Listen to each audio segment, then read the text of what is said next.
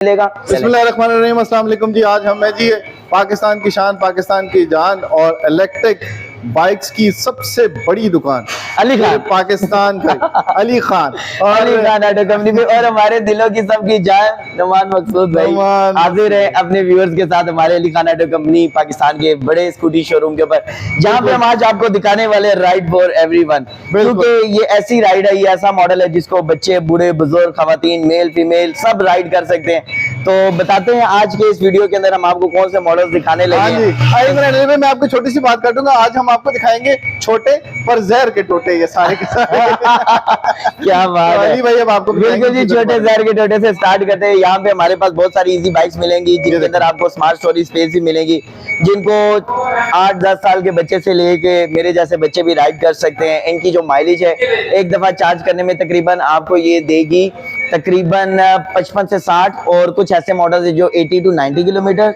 और फिर कुछ ऐसे मॉडल जो 100 and 120 किलोमीटर तक, 120 किलोमीटर तक आपको माइलेज देने वाले हैं। इसके अंदर हमारे पास कौन कौन से मॉडल है? सबसे पहले तो आज के लेटेस्ट चार्मिंग मॉडल्स हैं।